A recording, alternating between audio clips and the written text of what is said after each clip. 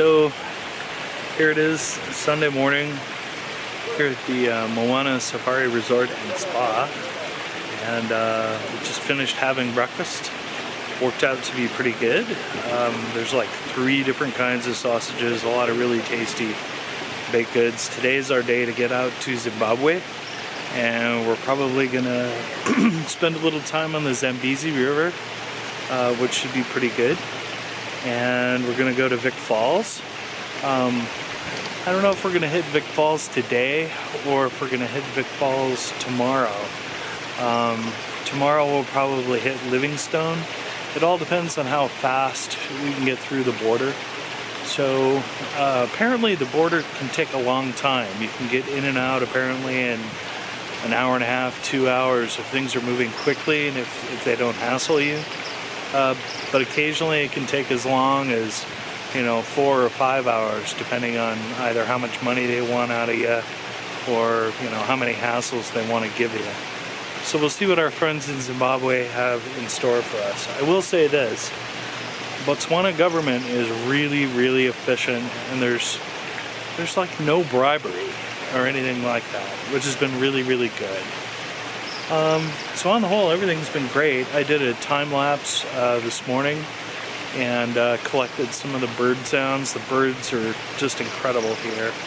I didn't post or make a follow-up update on our game drive yesterday, but the game drive was extraordinary.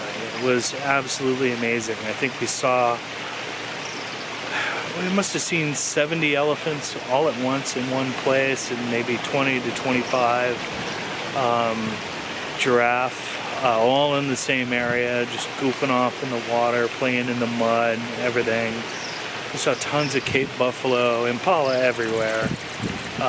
It was really, really impressive, and I'm so glad that we took time out to do it, and I'm thankful very much for Ted putting that whole thing together. So anyhow, that's about it. I'm gonna get back to the room, gonna pack up and get in the car and head out for Zimbabwe.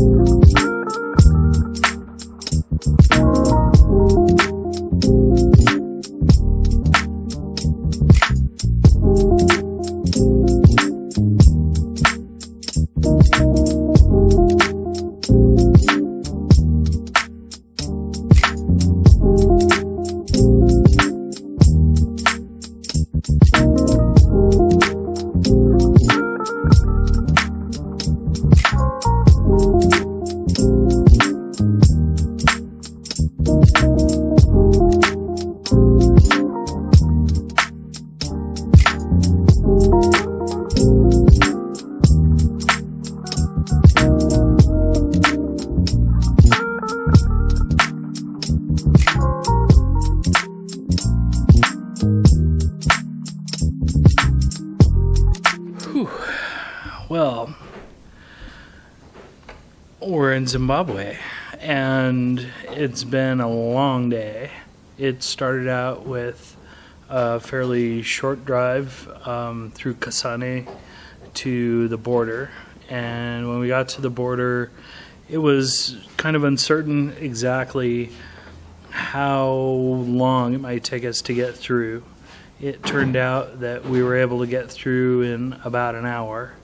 And then, we made our way over and hit our first police checkpoint. And at that checkpoint, it actually went a lot less troublesome than expected. The guy simply asked Ted to get outside and look at the bumper, sort of mentioned that it appeared he had a diplomatic vehicle, and he said yes, and we got moved on through. So I guess there's a rule that diplomatic vehicles don't get searched out here, and I would imagine, well, there's good reasons for that. But it went really, really quickly and without any kind of event or trouble, and then we were on our way. And it's I don't know, maybe an hour drive then into Vic Falls, and that's where we are right now. We're in Vic Falls. We're at the Flat Dog Lodge, and it's a gorgeous place. I'm actually sitting right here in the main room across from the bar. There's lots of comfy seating and nice tables and everything else, and I tell you, the decorating scheme here is fantastic. I just love the way that the whole thing is put together.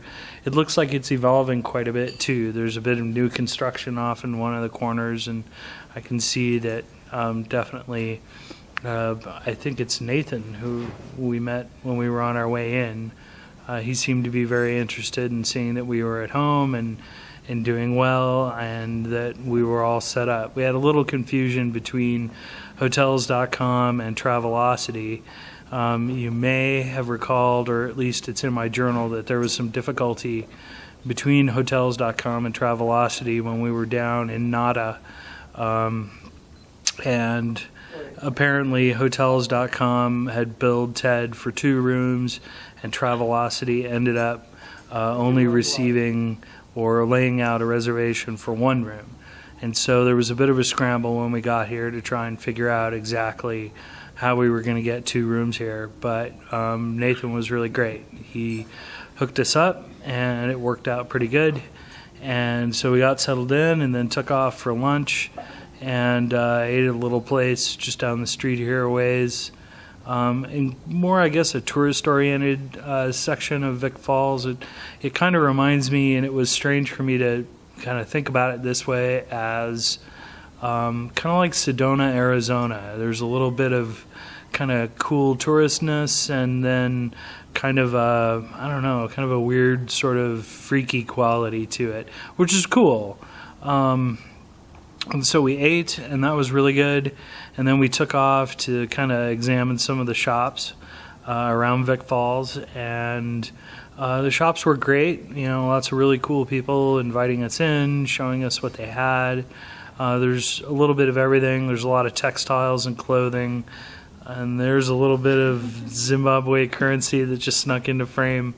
You may know that the currency in Zimbabwe is of fluctuating value, and actually, as a collector, I have a number of these bills, and they're certainly fun to look at and interesting to hang on to. I have a number of denominations myself. Anyway, so there are these guys. As soon as we got out of the shops, a bunch of guys that will approach you trying to sell you Zimbabwean currency, you know, $10 million bills and so on. And they're not worth that. In fact, I don't even know what the Zimbabwe dollar is right now, but the money is probably close to worthless, probably when it's printed, because it seems like the sums that are available just keep going up and up and up on a single bill. But in any case, so what they want to do is exchange these bills for U.S. dollars. And, you know, I have a few. They're interesting to have. They're actually cool to look at. The artwork on them is beautiful, and they're designed well. But beyond a collector value, they really don't have anything to them.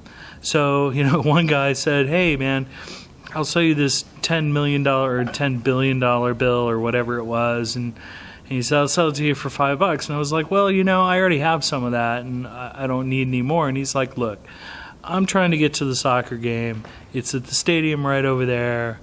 I can only get in for $2. Will you please just help me get in to go see the soccer game? And honestly, I felt crushed, because who doesn't love a good soccer game? But I had to say no.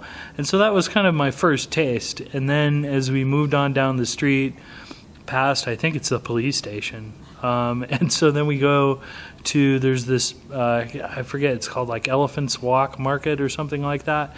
And basically it's a set of different stalls where different artisans and shopkeepers array all different kinds of tourist stuff, like carvings of hippos and elephants, and beadwork on wire, and it's of the same kind that you see in more of the tourist section of Vic Falls that we were in when we were eating, but it's just arrayed. There's just so much more of it there. And so naturally the prices are high. You have to haggle. Ted and Ida went through and ended up coming back with a few artifacts from there, and I think they did pretty well. Ended up making a bunch of new friends down there. I didn't really see anything that I wanted just yet. Honestly, I figure I'm going to be around this town, and we're probably going to be in Zambia too, and I'll have a chance to look around there. And then of course there's places to shop in Botswana. And so I didn't really feel like making all my decisions right now. But these guys will not be stopped. They want your dollar. And honestly, once you say no the first time and the second time and the third time, then it becomes even harder and harder on you because they keep coming back. And they want to make a sale. Understand that these people they appear to be in great poverty.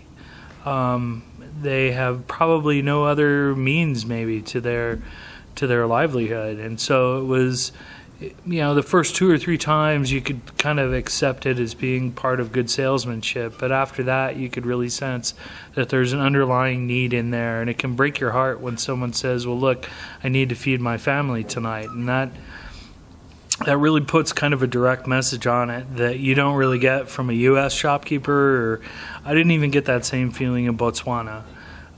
So it was difficult for me after about a half hour. And they'll follow you in a pack. So, and then they'll rotate through. So one guy, he'll say, no, I'm really not interested in anything today. And then another guy will rotate in behind him. And so you get maybe 4, 5, 6 guys following you all at the same time. And it breaks my heart, because in some ways, you want to be able to do everything you can to see that, there's some sort of livelihood there.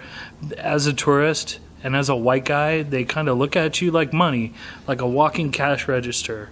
And I can see why, because especially I think white tourists, African tourists, European tourists, South African tourists specifically, they probably come up here a lot, and they probably drop a lot of money. They probably stay at the really expensive resorts, and they do represent a huge flow of money, coming into the area. And, I'm sure they can't help but say, hey, here's my guy. This is the guy that's going to bring the money in today. But at the same time, I don't want to, I can't buy every hippo carving, in every single shop. I could make get a hippo carving that's green, and I could get another one that's purple, and one that's black, and one that's of one kind of wood, and one that's another kind of wood, and it wouldn't even make a dent. And I'd have too many hippo carvings. So I'm trying to be careful, I'm trying not to buy the first thing I see, and I want to spend more time here. I can say that everybody here has been tremendously friendly. And, once they kind of get the idea that, you're not going to buy every hippo carving you see, they more or less try and let you go. And definitely very friendly. And the level of, they speak English beautifully here. Much better than in Botswana, in fact. I can tell the education level is very high. And so I'm optimistic for everything that goes on here. But I tell you, it took a lot out of me personally, just thinking about how difficult things are here. It's still a beautiful country. It's gorgeous. The people they smile when you approach, and I get the sense that they're genuinely glad to see people coming in for just to enjoy the place. So I hope that continues, and I don't want to dissuade anybody who might be watching this video from coming to Zimbabwe, because it's great.